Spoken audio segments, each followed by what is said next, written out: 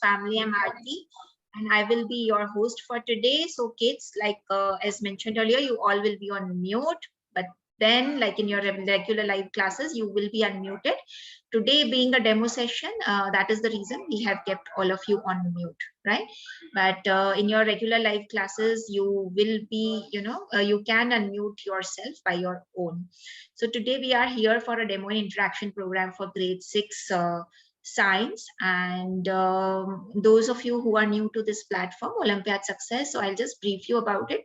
So Olympiad Success is India's largest online preparation platform for Olympiad examinations, and we had started live classes almost like 3 years. So this is our 3rd year basically. So 3 years back we had started, and we have been successfully conducting live classes over these years, and giving good international rank holders, which Rajan sir would be mentioning in his PPT. So this is just not only because of Olympiad success. I would like to mention that there are 3 important pillars for the success, the success of a student. So these 3 pillars are the student himself, right? Himself or herself, then the parents, and then the mentors. So all these 3 play a very important role in a student's life for the student to be successful. And we at Olympiad Success make sure that you get the right guidance, and your concepts are cleared, so that you are able to score really well, and you are prepared for future competitive examinations as well. All right, so in this session, like in this demo session in particular, the flow of this session would be, first of all, there would be an introduction by your mentor, Richa ma'am. Then Rajan sir will be giving you a brief about this course through a presentation. Then I will be taking you through the tour of the platform. After that, we will be having a question and answer round. If you have any doubts, any queries, you can write it down in the chat section, and we will be taking up all your queries and doubts. Post the question and answer round, we will be starting with the demo session for which you all are here. So our live classes are of 75 minutes, but then today being a demo session, it will be only for 40 minutes, 40 or max to max 45 minutes, right? And because we are taking up this initial half an hour for chit chat and giving you brief about us, right? So the remaining part would be for your demo. And so now let me introduce you to Richa ma'am. Hi Richa ma'am, how are you? Hello Aarti ma'am, thank you. Yeah, I'm good. How are you? I'm good too. Thank you so much, ma'am. So Richa ma'am, she has been associated with Olympiad Success family for a long time now, and she is, I would say she is a brilliant mentor, and she would make sure that all your doubts, all your queries are cleared. She would be here to make your concepts really strong, and Richa ma'am, why don't you introduce yourself so that the students come to know about you a little bit? So over to you, Richa. Yeah. Thank you, ma'am. Yes, hello everyone, and my name is Dr. Richa Tawar, and I'm going to be a mentor for this upcoming session. So before we proceed any further, I'd like everyone to please switch on your camera so that I can see and we can make this more interactive, right? So as we already know, we are here to take a demo for the Olympiad preparatory exam. And what are Olympiad exams? They are competitive exams where basically examiners are going to assess how deeply and clearly you understand your subject, right? So when it comes to subject, when it comes to learning, what happens is we go to school, either our teacher or through our textbooks, we get introduced to the topic, to the concept, and then we either mug it up or we understand it somewhat, we appear for exams, we attempt it, and then bam. As per everyone else and as per ourselves, we are through with the subject. But with the second step of learning, which is adapting it to your practical life, is what we're going to focus on. So our purpose for these classes is to learn the learning through application. We are going to focus on applied learning. Now, your subject of choice, which is my favorite subject, science, is one of the most logical subjects. Why? Because it gives you reason for everything happening around you. Like I can see some of you are, rubbing their nose. Why do you do such things? Why are you doing such things? Why are you blinking your eyes? Right? Why does sun rise from the east? And why do, can anyone tell me how many moons does Mars, Mercury and Venus have? Quickly, write in the chat box. Do you know this? It's a great 4 question, I think. How many moons do these 2 planets have? Yuvraj is saying no moon, 0, right? But why? Why can't they have moons? When everyone else, for example, Saturn, it has 81 moons, 82 for that matter, 79 for Jupiter, 1 for Earth. Why can't these 2 planets have moons? There is a why for this, right? Why does this happen? Should I tell? It's because of sun's gravity. No, it's not because they're too hot. It's because of the sun's gravity. They have very close to sun. The proximity to sun, which has the greatest gravitational force, will not let them have moon. They'll not let them hold the moon. That is why they don't have any moon. And this is the reason they don't have any moon. So your science allows you to learn the concept, learn the reason behind what is happening around you. So this is what we're going to focus on. And I want my students to be as interactive as possible. Yes, Veer has answered it correct. Thank you, Veer. But it was a little slow. I answered it earlier, but you are absolutely right. So I'll hand over the mic to Rajan sir for the moment, and then we'll start our day, right? Yes, sure, ma'am. So students, just wait a second, I'm sharing my screen.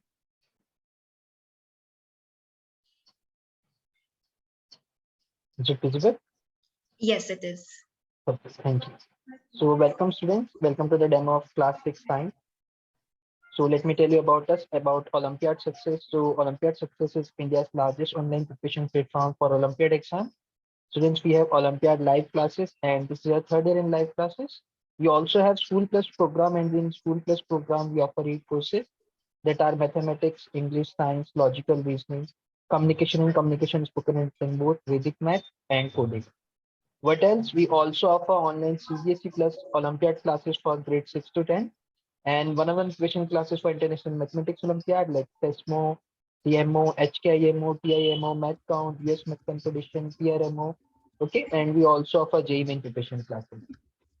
Meet the rank holder for session 21 and 22. So in Olympiad Success, we got many international rank 1 students.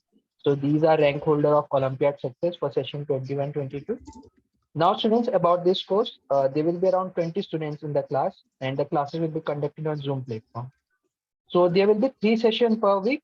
So for Tuesday and Thursday, the time is 8 to 9:15, like 8 p.m. to 9:15 p.m.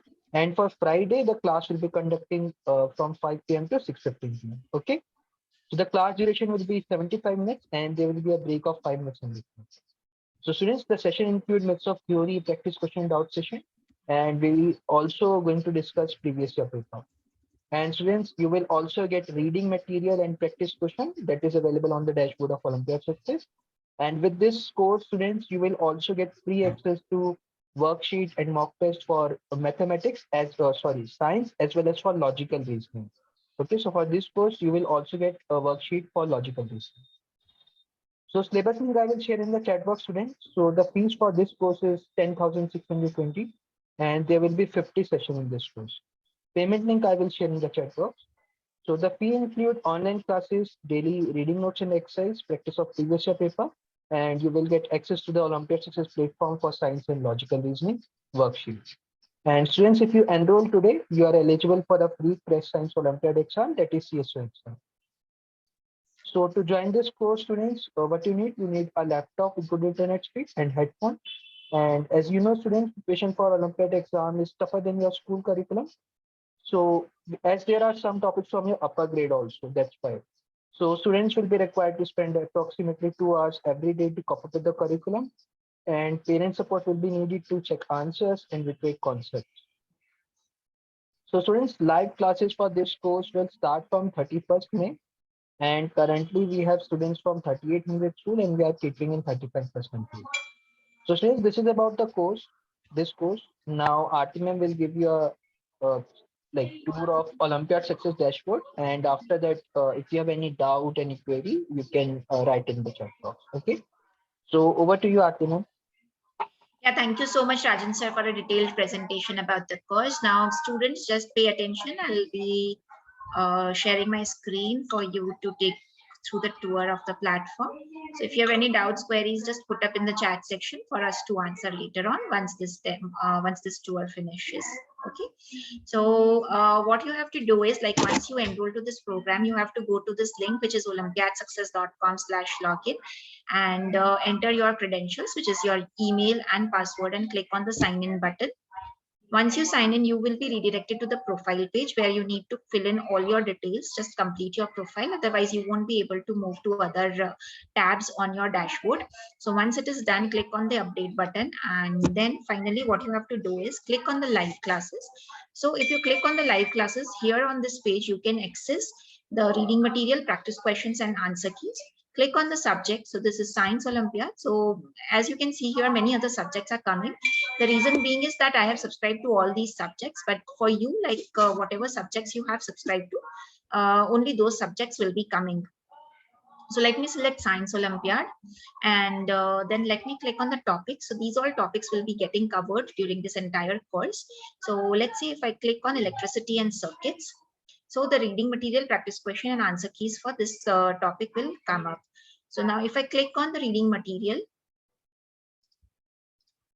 here you can see the reading material for electricity and circuit, and basically it would be having the content related to this topic, right? So once you are done with the content, you can appear for the practice questions. So just solve these questions, write down your answers, and later compare it with the answer key given over here. Right, so this is the answer key given over here. Then we have this view schedule button. So once you click on this view schedule button, here the entire schedule for this course would be given. So it is structured very nicely. So for every session we have given like which topic we would be covering. So in session we would be taking food and its components. Second is continued with components of food. Then so on and so forth. And if you see like session 5, it would be a test. So after every topic or two, we would be conducting a test, a mock test for you all, so that we know that you are at line with your mentor as well. So what she is teaching and where you are. Okay. And finally, like your course will get completed in 45 sessions after 46, 47, 48, 49 and 50.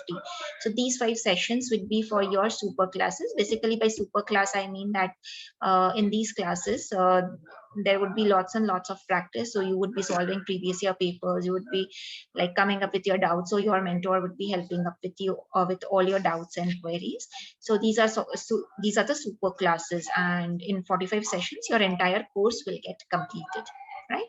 Now we have to check the holiday calendar. So if you see here, so on all these days the classes will not be conducted. Correct. And then finally the Zoom meeting ID and password. So your meeting ID and password will be updated over here. So you have to use that ID and password to attend these classes. Now let me show you the worksheets which you would be getting free of cost once you enroll to this program. So you are eligible for a free science and logical reasoning topic wise worksheets. So if I click on science, I see like I have got 77 worksheets available to me for my practice. So let's say if I would want to practice for electricity and circuits, I'll click on take examination, because these worksheets are available in the form of examination. I'll click on worksheet, and here you can see the question, the options and various buttons to move next, previous, clear answer and mark for review. So once I read the question, attempt the question, I can move to the next question. Once I'm done with this examination, I have to click on the finish button, and then I will be redirected to the answer key page. On the answer key page, you can see the entire question, the options, the correct answer and your answer, right? So for a few of the questions, the explanation would also be given. On the right panel, you can see the summary of the examination, right? So these are the two important links on your dashboard. One is live classes and the other one is worksheets. Now, what happens if you would want to see the answer keys again for these worksheets? You have to click on the performance, and here you have to select your subject for which you would want to see the worksheet. We had given the examination for electricity and circuits. And this is great to know that I have got 15% marks over here. So 3 of my questions are correct. So let's see the summary of the examination. So questions attempted and not attempted, and my performance versus others. Once I click on the review button, I will be redirected to the answer key page. So this is all about the platform, and now I'm stopping my screen share. So if you have any doubts, queries, you can please let me know.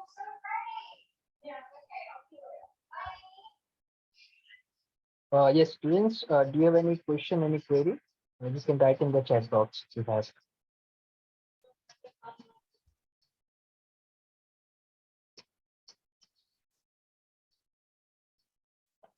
No? Okay, let me ask one question, student. Can you tell me what are the days and timing for the classes? It is tricky, so you can answer in the chat box, like what are the days and timing for the classes that I have explained in the presentation. Tuesday, Thursday, Friday. Okay, so the timings are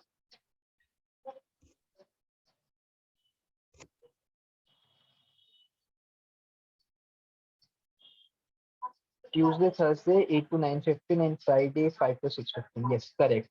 This timing is correct, way. Okay, we have one question, ma'am. Students have to do this practice sheet by themselves or in the class.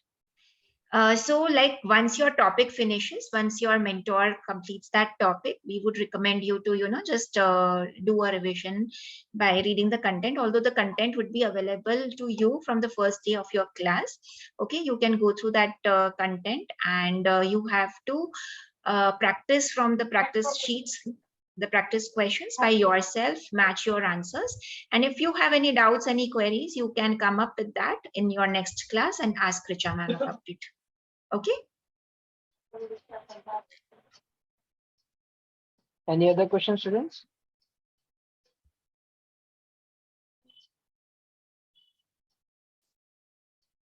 Yes, Shivraj, it is correct. Tuesday, Thursday, 8 to 9:15, and Friday, 5 to 6:15.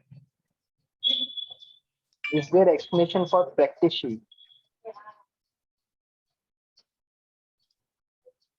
So I think for practice sheets, there are answer keys are available. Okay. So for each and every practice sheet, you will find the answer key there. Okay.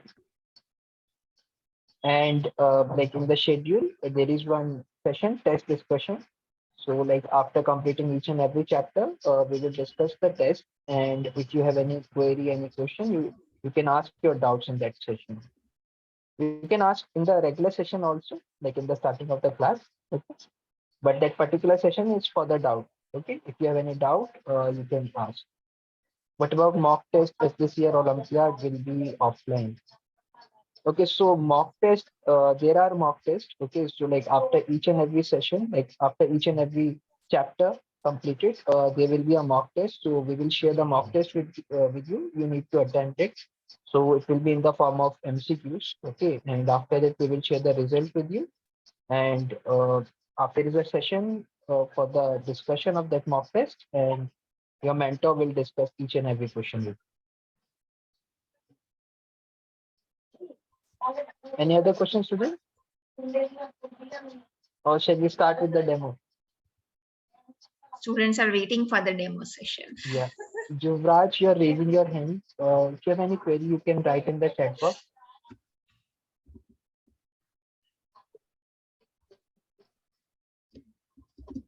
Sir, I have class now, so can I leave? Okay. That's totally up to you. But let me share links again. So there is a Facebook link. So you can like after the like you can also check the demo again. Okay. So on Facebook group, we will upload the demo. We are live actually now on Facebook, so you can check the demo. Also. So can you just unmute? Let me unmute. Okay, Raj, you can speak now. Sir, I was asking that the sheets are there. Sir, answer keys is there, but we like what what mistake have we done that we cannot like understand? So that's what I said. Like you can discuss that with your mentor in the class. Like when you practice it after that in the next session, you can ask if you have any doubt. Okay, in the session itself. Your doubt is clear now, Yuvraj? Or still have? Okay, okay. So students, shall we start? Yes, it might be clear. You can write in the chat box if you have any doubts.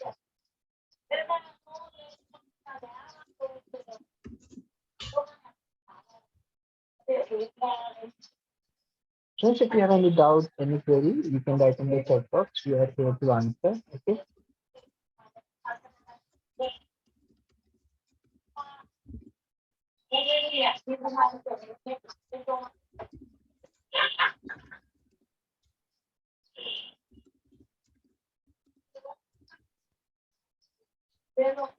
Are you typing?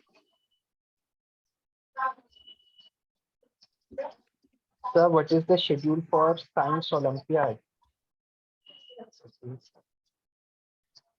Science Olympiad class.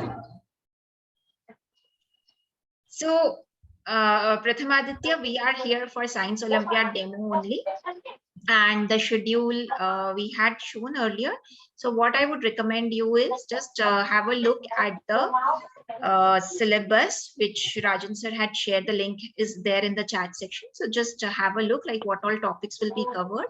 And if I talk in about like the schedule in particular, so basically we have our sessions fixed, right? So there are 50 sessions, right, Rajan sir? So Yes, correct, madam. yeah, so there are 50 sessions, and for each session, like we would be taking up one or the other topic. So you have to just check the topics, like what all topics we would be covering during this entire course. Okay.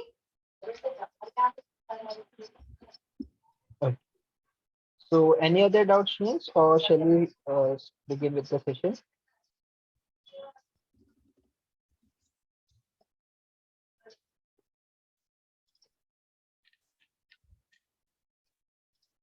If we miss a session, will it be available somewhere?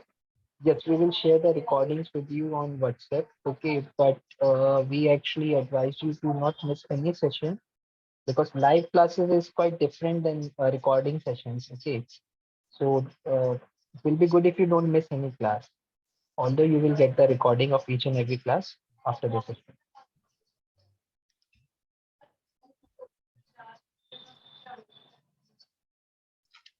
Okay, so Artiman, can we start with the session now? Yes, absolutely. I do think so. So we are done with the queries. So students, like after this session also, if you have any queries, we request you to just drop a WhatsApp or email us on our registered email ID, and we would be happy to help you all. Okay. Okay. So over to you, Richard. I think we can start with the demo. Yeah, thank you, Rajan sir. All right, everyone, kindly bear with me. Switch on your cameras and let's get up for the demo class, right? And I want you to respond, answer in the chat box as much as possible because, we are not here to just listen. We are here to interact. We are here to learn. So the topic for today's demo is sorting and separation. But Madhuri, do you mind putting down your hand, beta? Because I think that you have a doubt which is not possible because we have not started the session. Right? All right. So in between the class, in between the demo, if you find anything which is not clear to you or you have any doubt about it, you can raise your hand and you can put down your query in the chat box. I will be happy to address it. So the topic for today is sorting and separation of materials. As the name suggests, we're going to talk about materials. So what is a material? What is a material? A material is something which is made up of matter. Now, what is matter? Can anyone tell me what is a matter? Have you heard about the word matter earlier, previously? Yes, Veer, please answer this. Ma'am, matter is anything that occupies space. And occupies space, very good. And has a definite mass, right? It has definite mass and occupies space. So another way of putting up occupied space is having volume. Anything which can occupy space or has a volume is, of course, and part of the definition is this. Other part is it has to have a definite mass. So if you look around you, there are living things and non-living things, but all of them have something common in between them, which is they are all matter. That is, they have mass and they occupy space. Now, if I say my mass and my weight are two different things, am I right here or am I wrong here? When I'm saying that my mass and my weight are two different entities, that means they both are actually weighing something. They are both a quantitative property where we are talking about quantity or something, right? It could be 2 kilograms, 5 kilograms, 10 kilograms. But I'm saying my mass is something different, my weight is something different. Am I right here or am I wrong here? How many of you think I'm right? Okay. You just put down in your answer in your chat box. You just need to write R, right for R, wrong for W, W for wrong. Yes, most of you agree with me. So what is the difference between mass and my weight? How are these two different? Who would like to address this? Ratnaditya, do you want to answer this?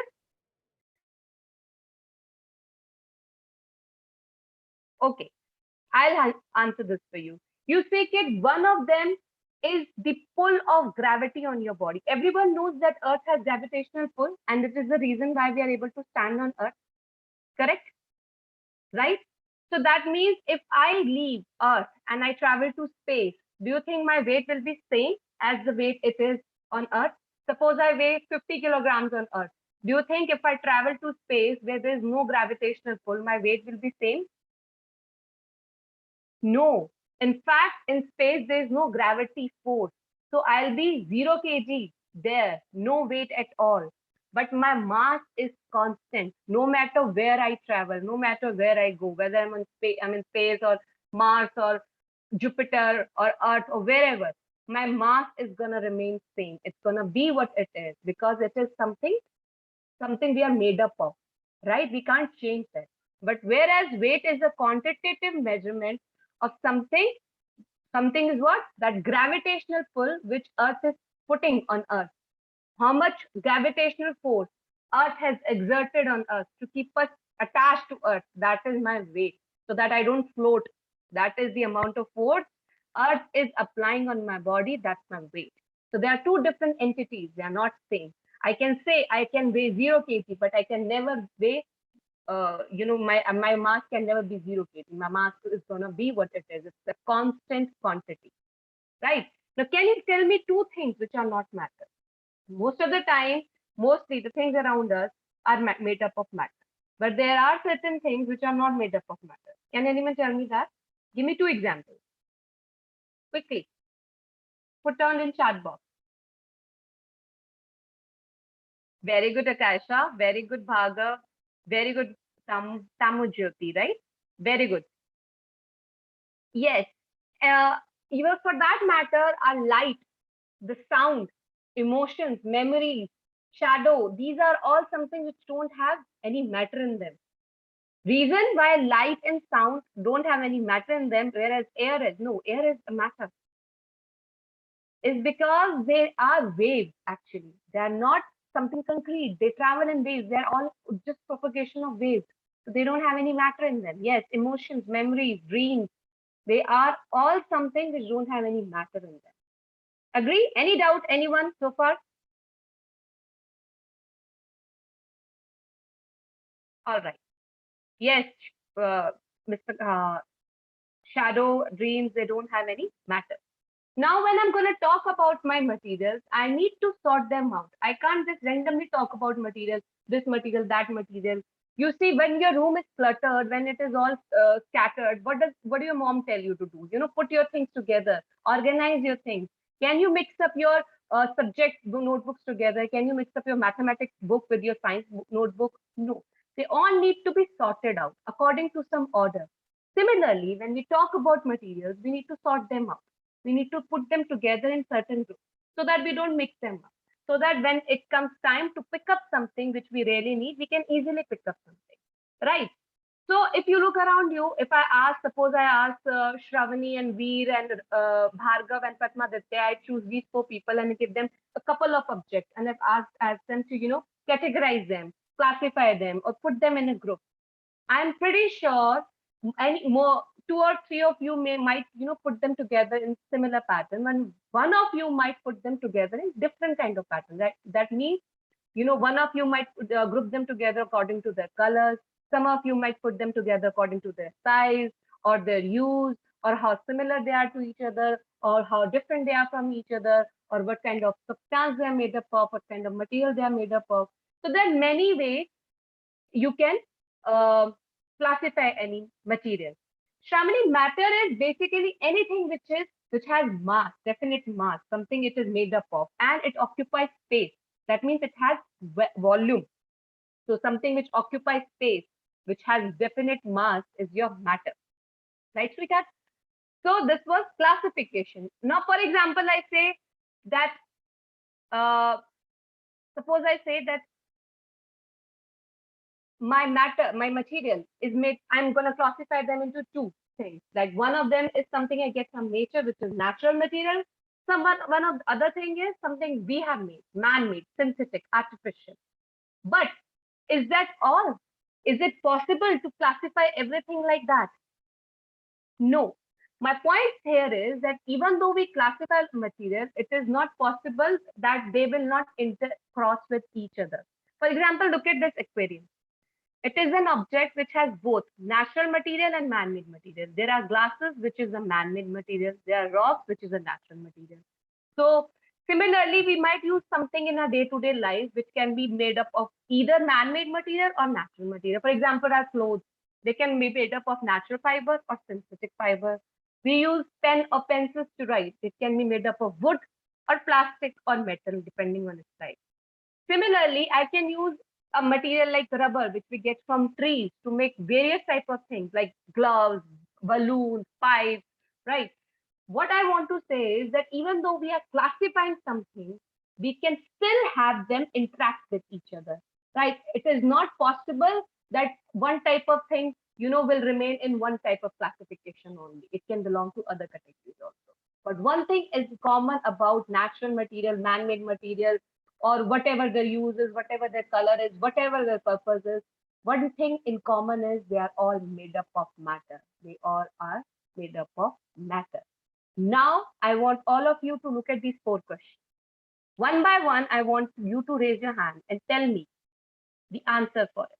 Then we'll tell you why are we classifying our materials, what are we talking about. The first one on your screen is, why can't we make iron jewelry? Why do we always have to go for gold jewelry or silver jewelry or platinum jewelry? Yes, Khan. Ma'am, because it is non-lustrous and it is very hard.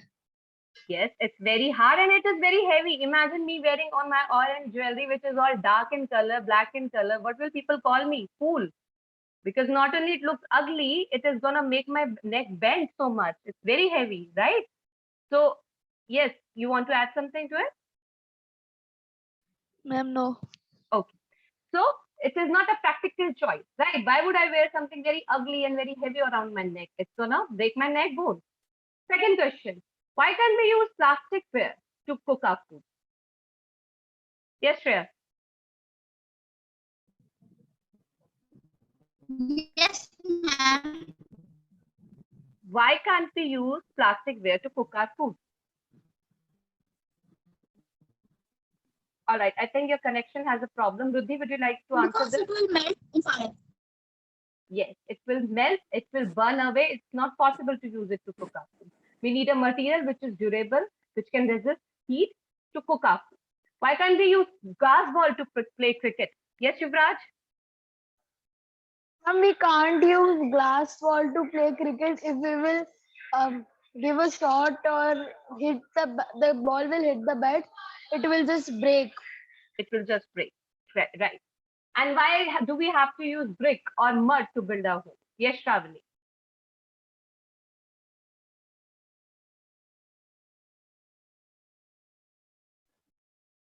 Because it will it is sticky and we can make the home made home with it can help.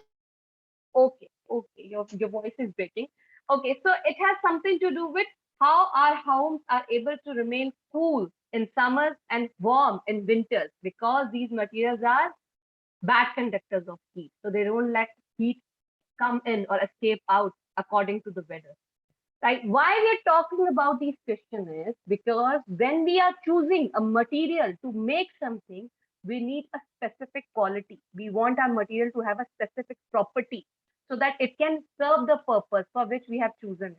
We can't just randomly pick any material to do the job. We need a special type of material to do certain type of job. That is why it is important to know the property of material and classify the material according to the property. One by one, we'll be going through these properties. There are 12 properties being listed on your screen. Everyone put down your hands so that later on, if I ask you another question, you can raise them again.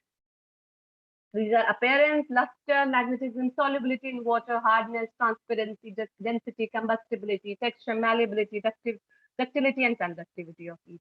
First one being the very obvious, when you look at any material, the first thing that you notice is its appearance.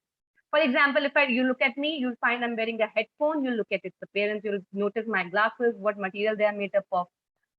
As you can see, there are three different options shown on your screen. What I want to put up by showing you these options is it possible that a material is used to make two different type of things and it will look similar? Here in this case, for example, the tiles of the roof of any house can be made up of mud, and we can use the same thing to make a cutlery, a cup, a glass. But do they look similar other than the color? Write down in the chat box quickly. No, they don't. Similarly, if you look at the second option, there is a tap and a car. Both of them are made up of steel. But do they look similar? No. Here, can anyone tell me what are these materials made up of? There are three options on your screen, A, B, C. There is something common about them. That is, they are all made up of one thing. Write down in your chat box quickly. I'd like to know how many of you know this. They are all made up of one thing, a non-metal. No, they are made up of, yes, it's graphite actually. It is a type of carbon. So your diamond is also made up of ultimately carbon. So they are all form of carbons basically. So they look so different from each other, but they all at the end of the core substance they're made up of is same. So we can't always rely on appearance to choose our material. I can't, decide to use diamond to write something because they're all made up of same thing, one and the same thing. No, it's not possible. You can't always rely on appearance to choose any material to do the job. You need to know other properties. But for example, you need to know how transparent it is. Yeah, what is your transparency? Transparency is the amount of light any object allows to pass through it. For example, if you look at your hand, if you put it against the tube light or any bulb, do you think any light can pass through it? Unless you open your fingers wide, from this gap in between, the light may pass, but not through the palm of your hand because your hand is opaque. But if I use my paper and put it, across a bulb and then try to see it, I can somewhat make out partially some light may pass, right? That is what we call translucent. And something which allows complete transfer of light. For example, my water glass, the proper glass that we use, but or the window panel. If we look through it, we'll be able to see across because they'll allow all the light to pass through it, right? That is what we call transparent. So we have three terms here: transparent, translucent, and opaque. So if you have any doubt, kids, can you put down your doubt in the chat box? Yes, table is opaque. Very good, Padma. There are many options. Look around you, you'll find all the objects. You can categorize them into these three categories. Either they are opaque, or they're translucent, or they're completely transparent. Yes, my glasses are transparent. Yes, thank you so much. Had they not been transparent, do you think I would have been able to see you or my screen? Not at all. That will be me turning totally blind, right? What was the point of wearing the glasses then? Yes, then we have solubility. Ability of any material to be able to dissolve in water, right? There are substances, for example, how many of you like lemonade? How many of you have actually tasted lemonade for that matter? Put down your this thing. Chat box. Yes. Many of you, right? So what is your lemonade made up of? It is made up of water, lemon, sugar, and salt, right?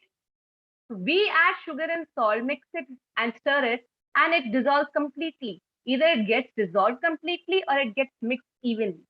That is because sugar and salt are completely dissolvable in water. So there are materials which are completely soluble in water, and there are materials which are not soluble in water. So we call them soluble versus insoluble. Some example of material which are not soluble in water is your oil, your sawdust, your chalk powder, kerosene, petrol. If you put them in water, you'll find them that they are floating on top of the water surface. Why is it so? I'll explain the reason for that in next two slides. First, pay attention to this diagram over here. Now, just like how we have solids like your salt and sugar which can dissolve in water, We have liquid like oil and kerosene, which don't dissolve in water. There are certain gases which have ability to dissolve in water. For example, the cold drink that you drink, if you open the bottle, what is the first sound that comes? What sound does it make? It makes a fizz sound. Do you know what gas that is? That's a carbon dioxide. The carbon dioxide has the ability to dissolve in water. So the sound that comes out when you open a fresh bottle of cold drink, the fizz sound that you hear, that's your carbon dioxide. Similarly, your aquatic animals like fishes, octopus, they are able to survive in water because of the oxygen dissolved in water. This oxygen comes from atmosphere, and from the aquatic plants, they release oxygen during photosynthesis. They use the animals, they use that oxygen and release carbon dioxide. So there is a balance. There is a balance. There is always a balance of oxygen in your water body. The lower the temperature of your water is, the higher amount of oxygen can be dissolved. Now, what is happening these days? Has anyone heard of the name global heat, global warming? Global warming. Why oil mixes with water when we apply some soap? You've heard about, let's just come to this question first. So global warming, you are all familiar with. What is happening? The overall Earth temperature is increasing, right? Because of our pollution, because of our ozone layer depletion, and so many other factors. So what is happening is, since the overall temperature of Earth's atmosphere is increasing, so is the temperature of our water bodies increasing. So water temperature increases, less amount of oxygen is available in the water, which means life becomes difficult for aquatic animals. So this is one of the reasons how global warming is impacting your aquatic life as well. You see, everything is correlated. You need to find out the reason. One thing leads to another thing leads to the third thing, and it's a domino effect. Overall, the whole thing falls down. Right? So when I'm talking about miscible and immiscible liquid, which is the liquid which mixes well with water to form a single layer, notice this, is your miscible liquid. And when things like oil and water, which do not gel together, do not mix well together, they form immiscible liquid. Now, when we talk about miscible liquid, we see a layer which clearly demarcates that they are not mixing well together. This is called meniscus. Upper meniscus, lower meniscus. Upper meniscus is because it's generally in the form of double layer. So generally we call this meniscus, right? And we can simply, separate them using a separating funnel. Yes, that's the reason why the oil floats on top of water. This is just separating funnel. We're going to talk about separation method in detail when we start up the topic. For now, just get familiar with these two terms, miscible and immiscible.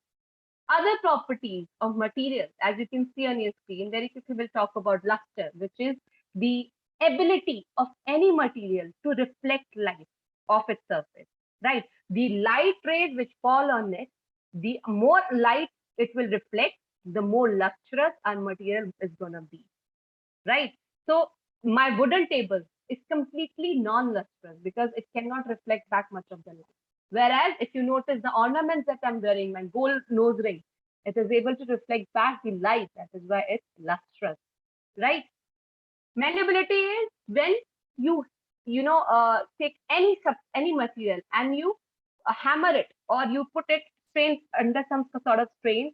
The ability of that material to change its shape completely and turn into a sheet is called malleability. When using a hammer, you can actually change the shape of any material and turn it into a sheet. That, in simple term, is your malleability. Most of the time, it is your metals which are malleable. Like for instance, on your screen, you can see a copper sheet and an aluminum sheet. How many of you have noticed this thing in your house or use it in your day-to-day life? What is this used for?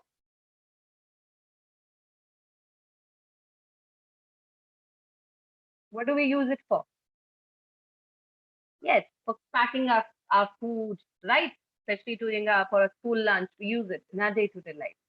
Just like we are using hammer to hammer something into sheets in case of malleability. In ductility, we are using, or we are changing the shape of any material and draw it into wires for our use. most of the time it is because of the electrical uses, because we want to make electrical wires and stuff. So the ability of a material to have its shape change into wire is your ductility. The point is that it should not break while being drawn into the wire. Yes, Pratma Datta, you have a doubt?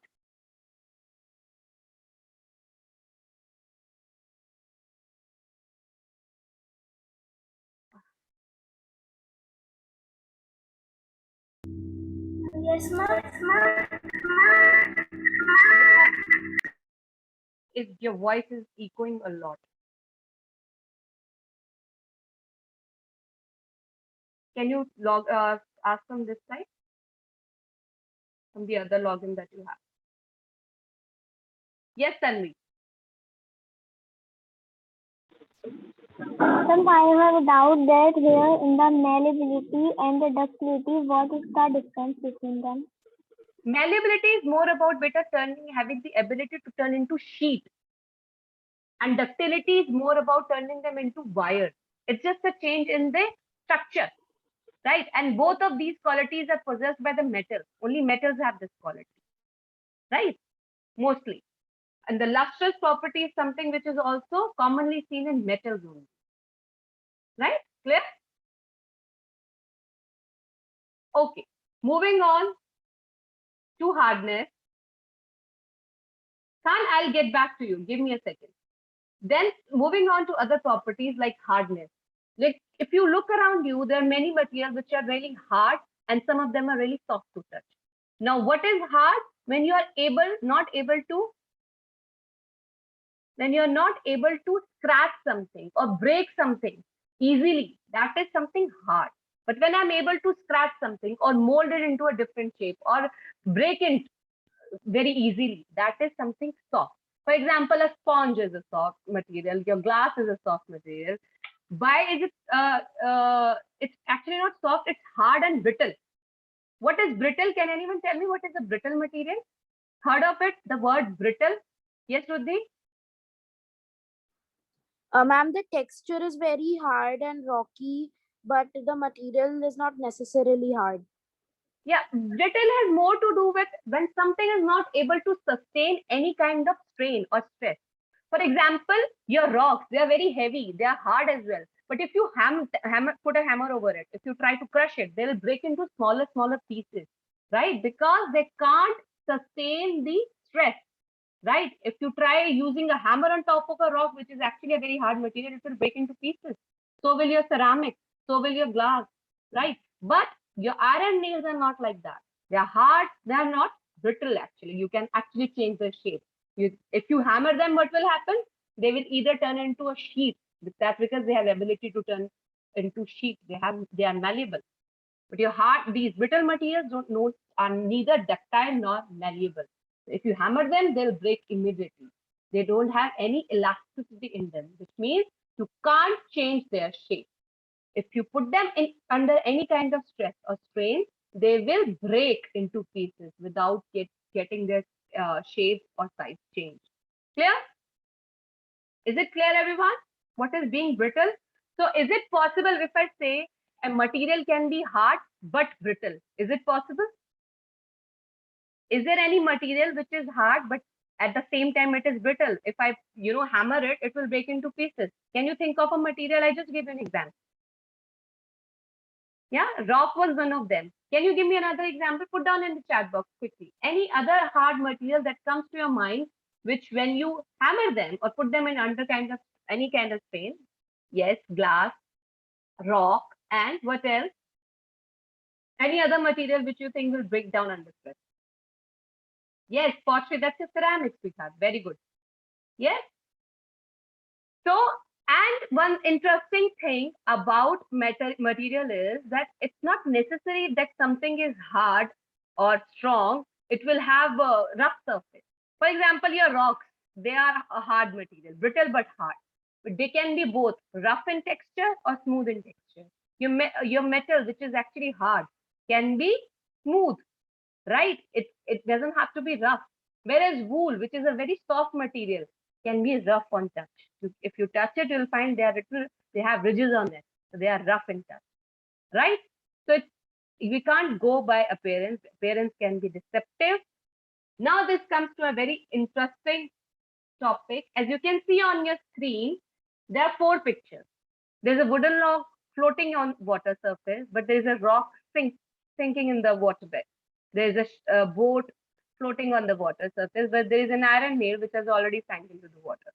So what is the reason behind it? Why do you think it has happened? Something this big can float, but there's something this small will sink. Something this big is floating, and something this small is again sank. Yes, Shravani.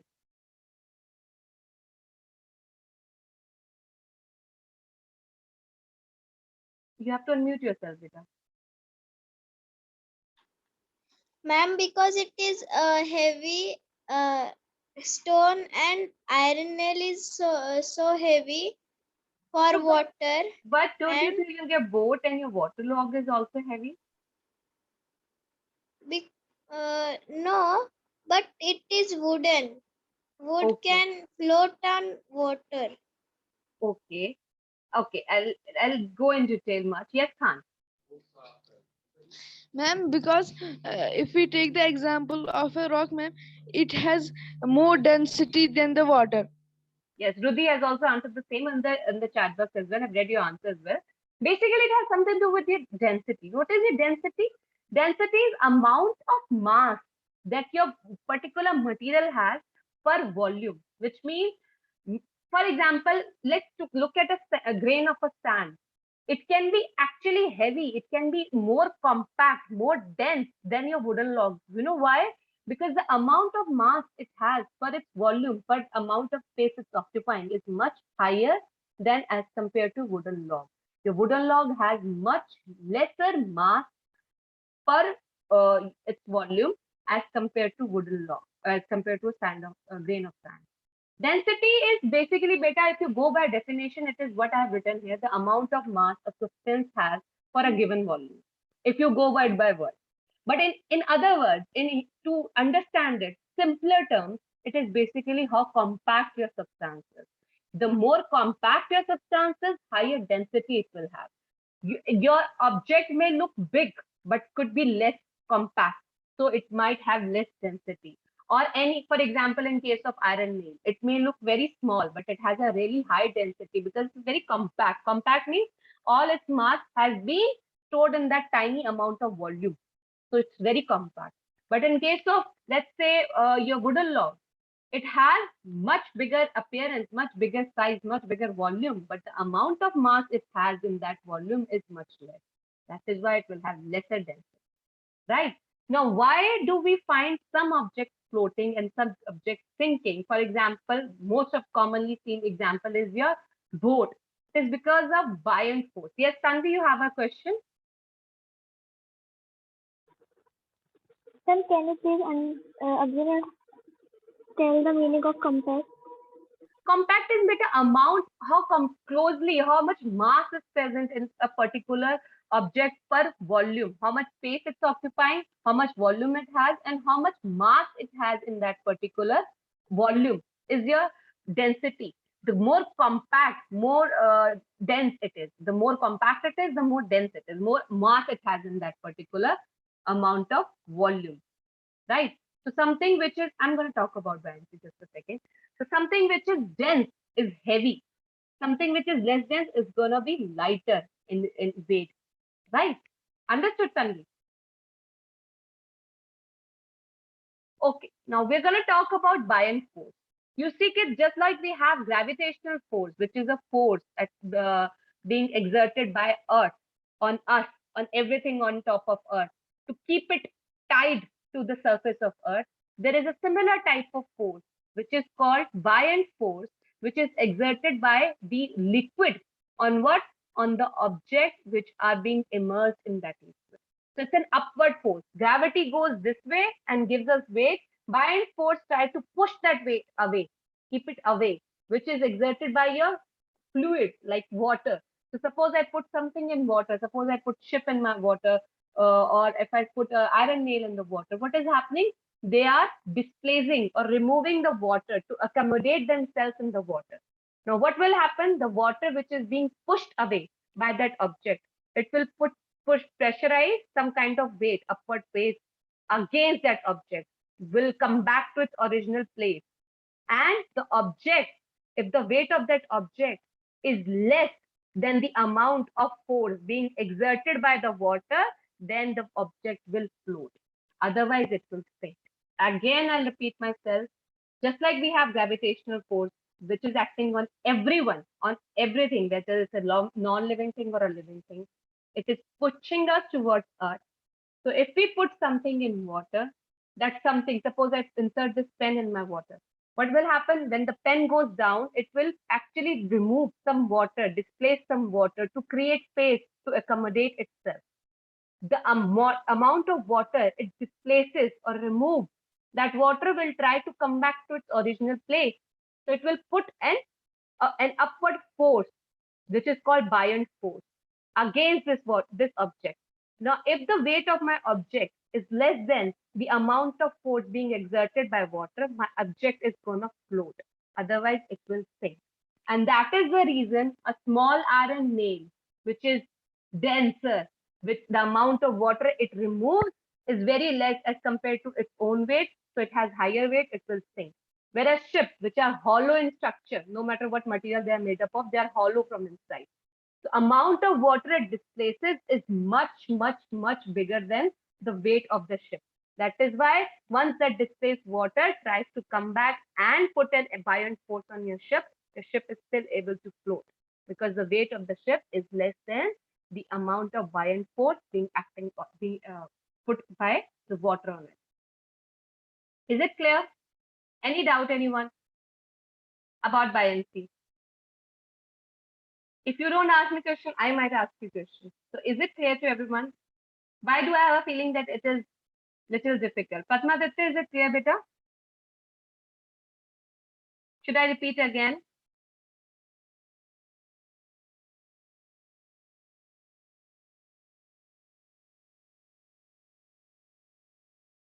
Okay.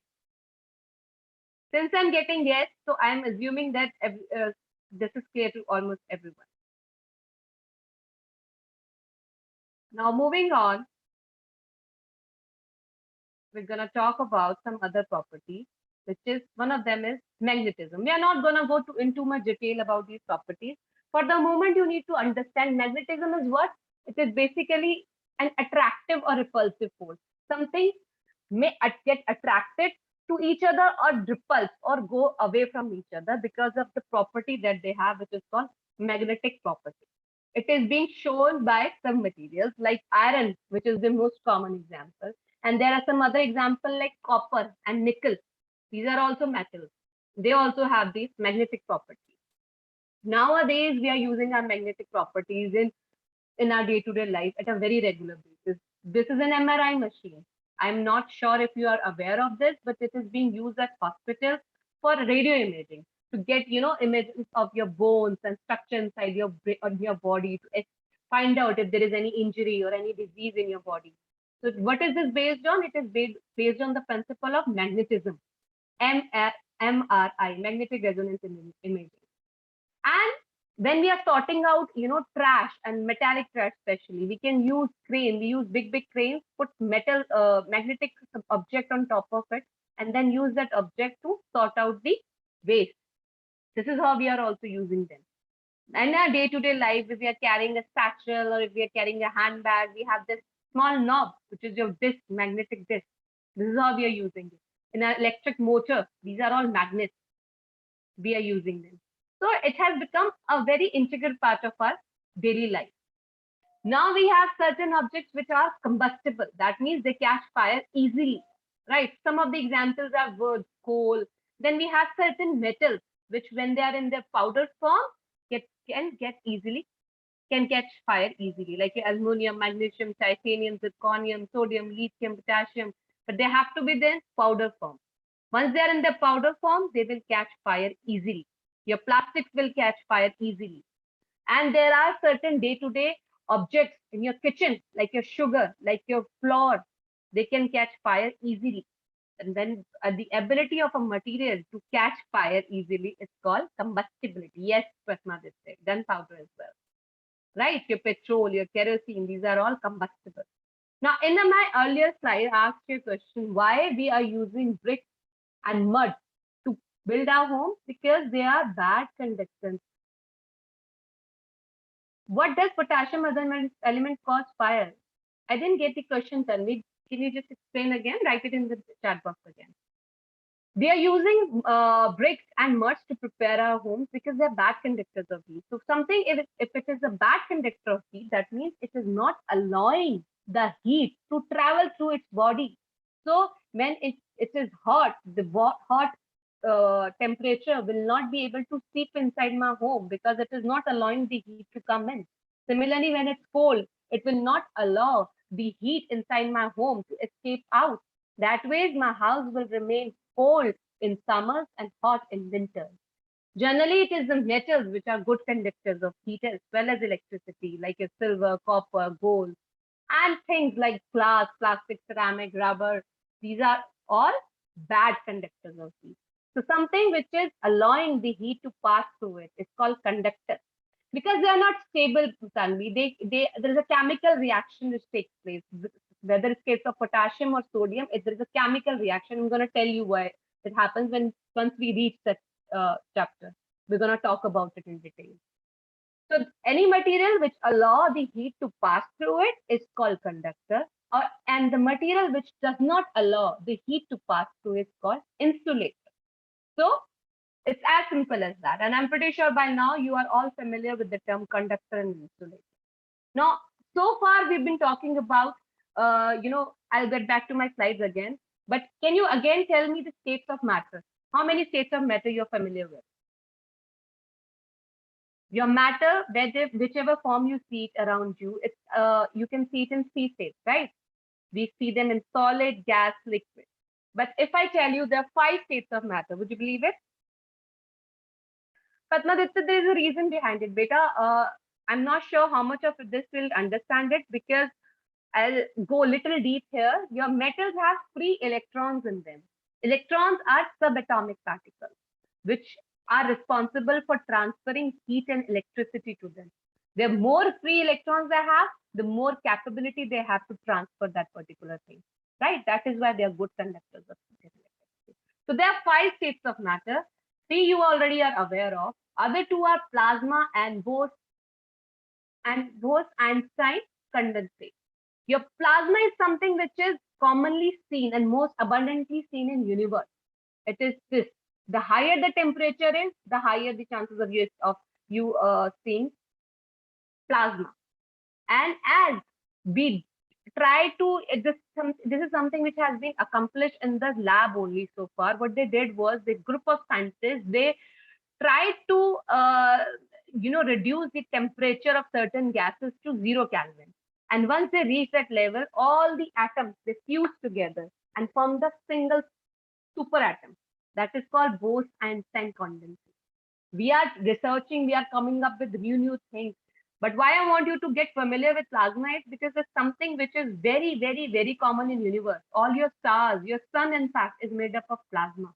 Your plasma is more or less like gas, but it has ionized charges in it. And it is stable at, not exactly fire, but it is stable at higher temperature. It has ionized charges in it. That's your plasma. Your solid liquid gases, as you already know, are the most commonly 3 states of matter present on Earth currently. You have solid, which have definite shape and definite volume, definite structure. All the molecules, all the atoms are close together. They have a very strong force acting in them. So even if you see them moving, they'll just, vibrate at their own place. They'll not go much further from each other. They're where they were. Whereas in case of liquid, they have mobility. They can move around. You'll still find them juggling here and there. They have forces acting between them. They all have forces in between. What are these? These are atoms. But that force is just strong. It's not very strong as compared to solid. No, that is 2 different medium, beta. Plasma in our body is blood plasma. That is a liquid actually. That is a different thing. That's a liquid. If you go by state of matter, that's a liquid. That other plasma is 4th state of matter. Okay, that's just nomenclature. We don't get confused between the two. We don't have plasma state in our body, right? Then we have shape of the liquid. Liquid have no definite shape. It will take the shape of the material it is being stored in, but it has a definite volume. It will not change its volume. Whereas beta plasma is more or less a higher version of gas. It's like ionized gas. So what we're going to talk about it when you come to senior classes, you're going to learn about this term called ionization. That's when you'll understand this completely. For now, you need to know it is something totally different from solid, liquid, and gas. It's a level up from gas. Okay, it is stable at higher temperature, very, very high temperature. Your gases are something which don't have any definite shape, they don't have any definite volume. The molecules all, run around just like students in the classroom. One is moving here, other one is going there. They don't have very strong forces in between them. Right? Any doubt? Anyone about this? If you don't, then let's just have a small pop-up quiz. If you know the answer of these questions, write down the answer in the chat box. This is just simple, fill in the blanks. One by one, put the heading first and then write the answer. Oil and water are dash liquid. What kind of liquids are they? We just read the nomenclature. We just got familiar with this thing, name.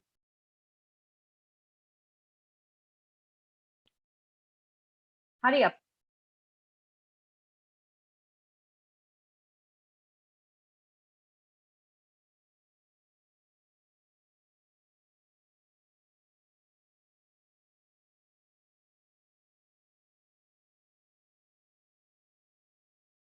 Immiscible. Actually, the right word would be immiscible. When we talk about liquid, we use the word miscible and immiscible. So immiscible is the right choice. It's not, they are not soluble. They are immiscible, right? Second, the handles of our cooking utensils should be made up of what? Now, keep in mind that when you're using your cooking utensils, you're going to put them on a burner, on a gas stove to cook your food. So what kind of material their handles should be made up of so that you don't burn your hand? Yes, Ruddhi, you have written right. Any other choice for the second question?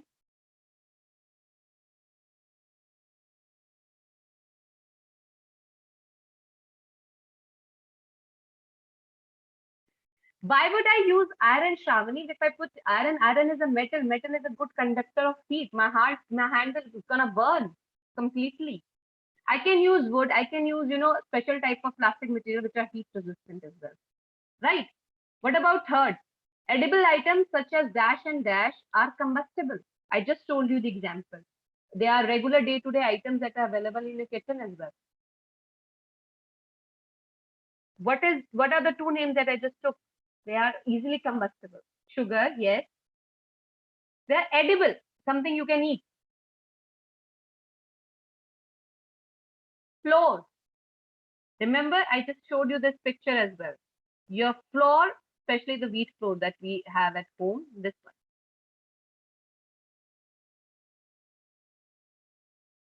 Is combustible. It can actually catch fire.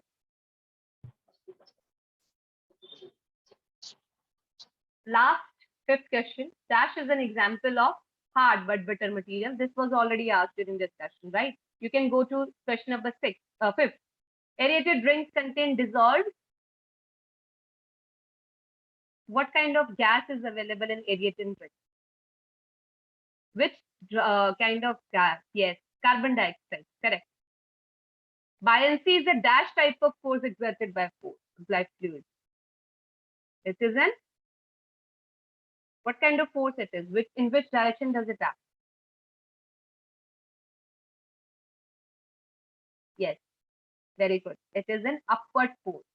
And the last, the state of matter most abundant in our universe is solid, liquid, gas, plasma, or DC.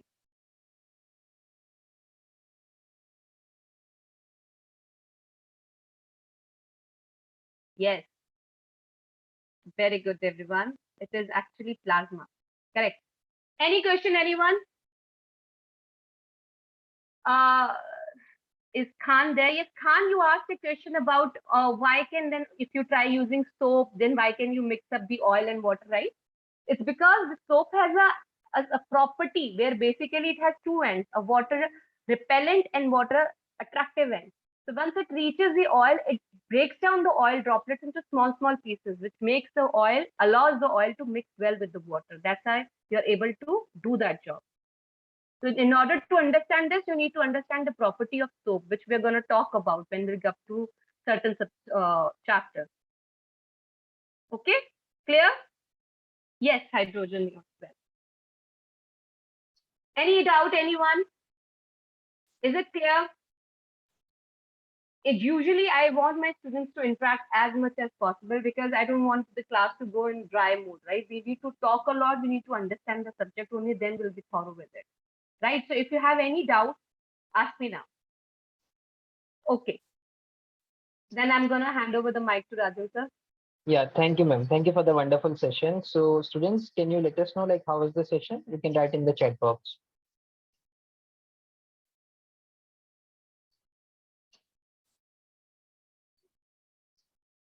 Good. Okay. Okay, amazing, wonderful. Okay, thank you. Thank you, students, for the wonderful adjectives.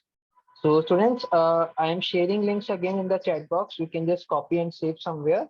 So this link will help you to join the live classes. Okay. And now ma'am will meet you in the live classes. So thank you, students, for joining today. Thank you, Richa ma'am, for the wonderful session. And now we will meet you in the live classes. Okay. Good Good night, night, everyone. everyone. Take care. Bye-bye. Bye.